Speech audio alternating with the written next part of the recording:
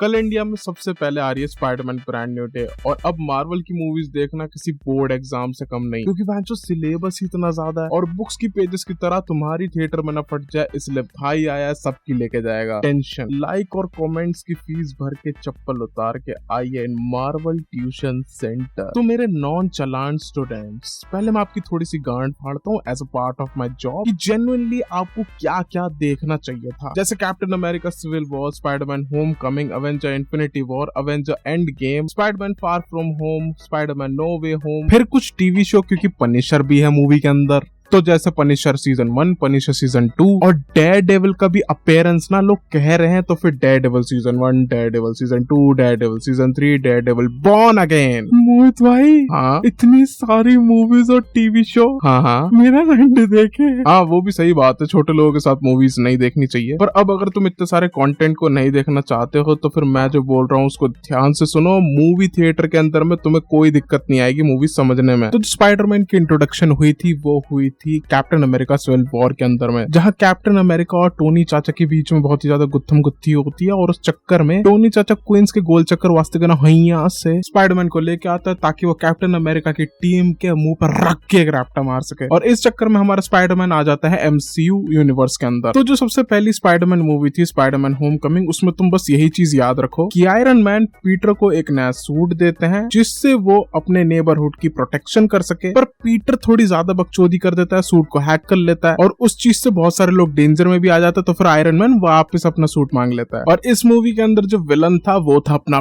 Batman, नहीं वो actually में था वल्चर, जो कि बाद में जेल भी चला गया था। लेकिन ब्रांड न्यू डे के अंदर में हमें जो स्कॉर्पियन वाला एक्टर देखने को मिला था वो उसी प्रिजन में था और वो वल्चर से पूछ रहा था कि स्पाइडरमैन क्या बाहर है, लाइक उसके बारे में पूछ ही रहा था। फिर इसके बाद आती है तुम्हारी एंड गेम और इन्फिनिटी वॉर, जिसमें एंड गेम के अंदर में वो स्नैप का शिकार हो चुका था और वो पूरी तरीके से वैनिश हो गया था, पर इन्फिनिटी वॉर के अंदर में वो वापस से आया और उसने बस लड़ाई की, ज्यादा कुछ नहीं। फिर आती है हमारी फार फ्रॉम होम, जिसमें सारा मामला ठीक ही चल रहा था पर एक दिक्कत थी, क्योंकि आंट मे को भी पता है कि पीटर स्पाइडरमैन है, एमजे को भी पता है कि पीटर स्पाइडरमैन है, और नेट तुझे तो पता ही है भैंचो। पर चीजें यहाँ से इंटरेस्टिंग होती है क्योंकि टोनी स्टार्क ने पीटर के लिए कुछ गिफ्ट छोड़ के गए थे और वो थे एक पूरे सैकड़ों भर के प्रोजेक्शियल ड्रोन्स, जिसका कंट्रोल सिर्फ और सिर्फ पीटर के पास है। और इन सब चीजों को ऑपरेट करने के लिए एक गॉगल की जरूरत पड़ती है जिसके अंदर एक एआई है जिसका नाम है ईडथ। और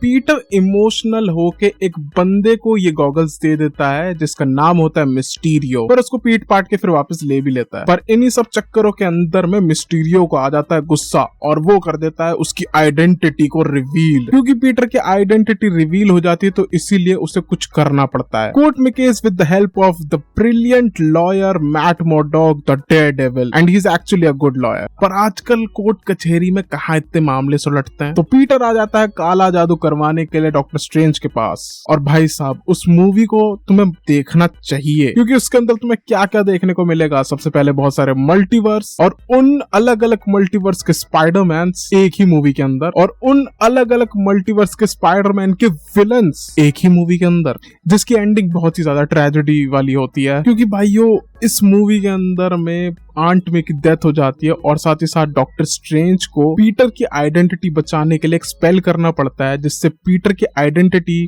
इस यूनिवर्स के अंदर में बिल्कुल खत्म हो जाएगी और सिर्फ एक ही आइडेंटिटी रहेगी जिसका नाम होगा स्पाइडरमैन। और ये चीज नेट और एमजे के ऊपर भी इफेक्ट करेगी, यानी कि जो एक लास्ट सपोर्ट सिस्टम था पीटर के पास में अब वो भी चला गया है। जाला फेंके जब मकड़ा, जग सुना सुना लागे, जग सुना सुना लागे, कोई रहे ना जब अपना, जग सुना सुना लागे, जग सुना सुना लागे। तो अब बच्चों हम बढ़ते हैं चैप्टर 2 की तरफ में, जहां ब्रांड न्यू डे के अंदर में जो कैरेक्टर्स दिखाए गए हैं उनके बारे में मैं तुम्हें थोड़ा कुछ बता देता हूँ ताकि तुम्हें थिएटर के अंदर में ज्यादा सोचना ना पड़े और कोई भी सीन मिस ना हो। भाई मैं देख नहीं पा रहा कि आप मतलब सब्सक्राइब कर रहे होगे नहीं, है ना, मतलब कर दो यार सब्सक्राइब, थोड़ा थक सा गया हूँ। तो पहले मैं तुम लोगों को वो कैरेक्टर्स बता देता हूँ जिनके बारे में स्पेकुलेशन चल रही है कि वो ब्रांड न्यू डे के अंदर में आ सकते हैं। जैसे सीडी सिंह का कैरेक्टर जीन ग्रे, जो कि बहुत लोग कह रहे हैं कि वो ब्रांड न्यू डे के अंदर में जीन ग्रे बन के ही आ रही है। तो तुम बस यही बात ध्यान रखो कि जो जीन ग्रे है उसे बचपन से ये म्यूटेंट पावर्स मिली हुई है, जिसके अंदर सबसे पहले उसकी पावर है तलापति यानी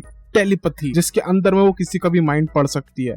देन उसके बाद में है टेलीकिनेसिस, जिसके अंदर वो अपने दिमाग की शक्ति से ही कुछ भी चीजें हिला सकती है। और ये सब पावर्स उसको तब मिली, एक तरीके से एक्टिव हुई, जब उसके साथ एक बहुत ही ज्यादा मिस्टीरियस एक्सीडेंट हुआ और फिर वो प्रोफेसर एक्स के पास चले गए उनके स्कूल में अपनी पावर्स को कंट्रोल करने के लिए। इनफैक्ट वुल्वरीन के साथ में उसकी काफी ज्यादा पेयरिंग होती रहती है और वो एक्समैन की सबसे ज्यादा पावरफुल मेंबर भी है। तो फिर वो ब्रांड न्यू डे में क्या कर रही है, जाके देख लेना। फिर मूवी के अंदर में कुछ लाल निंजा देखने को मिलेंगे जिनके ऑर्गेनाइजेशन का नाम है द हैंड, और बाकी सारी सुपर विलन ऑर्गेनाइजेशन की तरह इनका भी एक ही मकसद है कि सबसे ज्यादा पावरफुल बनना और हर किसी को कंट्रोल करना है। और ये लोग काफी सालों से शैडोज में रह के अपना काम कर ही रहे हैं। और सबसे खास बात यह है कि ये लोग डार्क मैजिक और रिकार्नेशन पावर्स के अंदर में डील करते हैं और इनके जो वॉरियर्स है वो भी बहुत ज्यादा खतरनाक है। फिर इसके बाद आता है हमारा पनिशर, जिसका असली नाम है फ्रैंक कासल, जो कि एक डिकॉइडेड मरीन था जो अपने घर आया था कुछ दिनों के लिए। एंड उसी वक्त में एक मॉब क्रॉस फायर हो जाती है जिसके अंदर में उसकी फैमिली और उसके बच्चे, इनफैक्ट उसकी वाइफ, सबके सब खत्म हो जाते हैं। और फिर वो जो क्रिमिनल्स होते हैं उनको सरकार पकड़ भी लेती है लेकिन उन्हें सजा नहीं देती है, और उस चक्कर में आके जस्टिस बनने का फैसला ले लेता है अपना फ्रैंक कासल और बन जाता है पनिशर। और लिटरली भाई इसे हर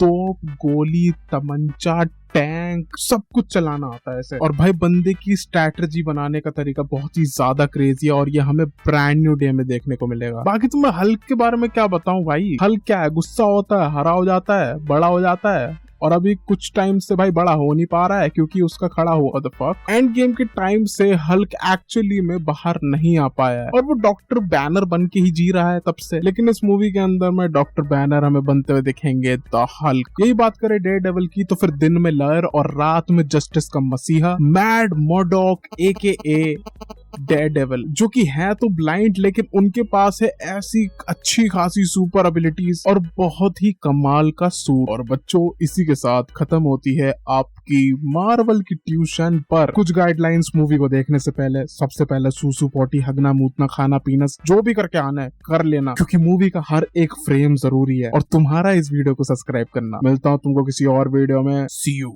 टाटा, बाय बाय।